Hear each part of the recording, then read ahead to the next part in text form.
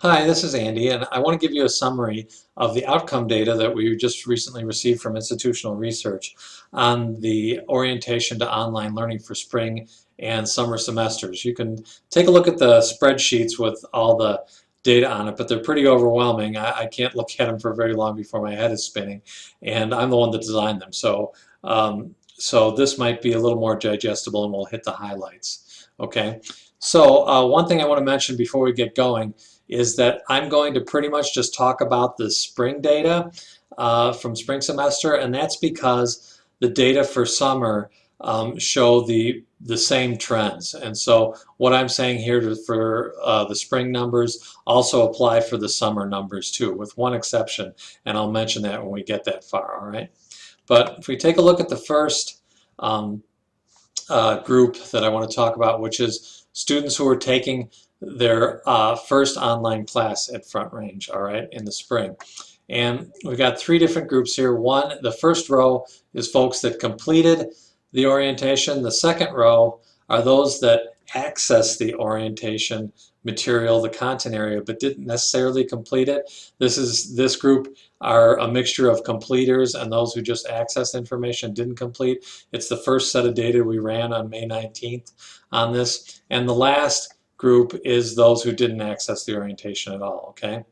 And when you look at grade point average, you can see people who completed it did much better. People who just accessed the orientation did better, but this includes completers and non-completers too. So this number would probably just be lower if it was just people who accessed and didn't complete, all right?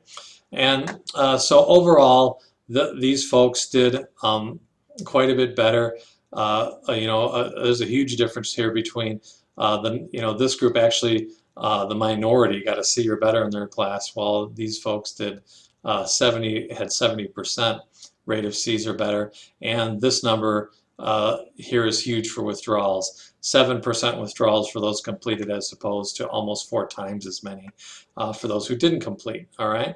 So one hypothesis could be, though, that these folks who completed did better just because they're the overachiever group, that they would have done much better anyway than this group with or without an orientation. But interestingly, if you look at this number here, these are the grade point averages for these two groups prior to coming into spring semester. And so this group that completed was only doing 10% better on grade point averages than the folks that didn't complete. And when you compare, though, their grade point averages after doing the orientation, the difference shoots up to almost 25%. All right, so that might suggest that these folks probably would have done somewhat better, maybe 10% better, but after, without the orientation, but with the orientation, it goes up to 25%. All right. Lastly, and very interestingly, this number is the percentage of students who registered for an online class in summer or fall, all right? And pretty big difference here, 15% difference. A 43% rate for the folks who completed the orientation as opposed to a 28% rate for those who didn't access the orientation, okay? So that's also some interesting information. Okay, so if we look at the next slide, these are students who took online classes in spring and had taken online classes in previous semesters. So this group who completed the orientation, they had taken online courses in the previous semesters, and they weren't required to do it, but still 296 of them decided to do it anyway. And when we look at their results, they actually did slightly better than those who had taken online classes in the past but didn't complete the orientation in the spring. And the spring was the first semester we offered it, so it's the first opportunity to actually complete it. Nobody had completed the orientation prior to the semester. And so they did better. The ones who completed it did better, and that again could be attributed maybe to these are the overachievers, the ones who did it even though they didn't have to. But interestingly, if you look at their grade point averages prior to spring semester, they actually had a lower grade point average than the folks who didn't complete the orientation. But after completing it, their grade point average was higher than this group. Now the numbers aren't big, 3.3% better and 3.3% worse over here, but big enough to be interesting. But statistics, you need a lot of statistics to get information, and we're going to need a lot of semesters before we can make certain conclusions clearly. And this is a case that that illustrates that, because if you look at the summer numbers for the same groups, it's actually reversed in the summer. And that might be because we only had 59 students in this completed group who had taken online classes in the past, and maybe that's too low of a sample to get accurate numbers, but we'll have to get more information from semesters coming up to see. But as it turns out, the people who completed actually did worse than the people who didn't access the orientation out of this group of students who had taken prior online classes. And that's the opposite of what happened in the spring. So these numbers are a little confounded here. And we'll have to get more data from, like I said, from future semesters to know for sure what's going on here. But this data is kind of interesting.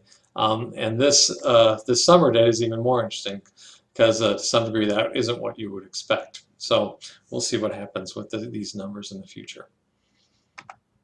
Okay, so another group that had some interesting results are these folks. These are face-to-face students who are taking face-to-face classes and they've never taken online classes before, and they're not taking online classes this spring. Okay.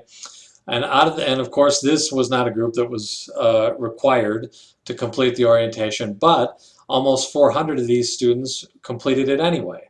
And when you look at their outcomes, pretty big differences. And you know, remember we're talking face-to-face classes here. Students who took face-to-face classes and completed the orientation did significantly better in their GPAs. They did better, you know, in all these categories, double the amount of withdrawals for those who didn't as compared to those who did.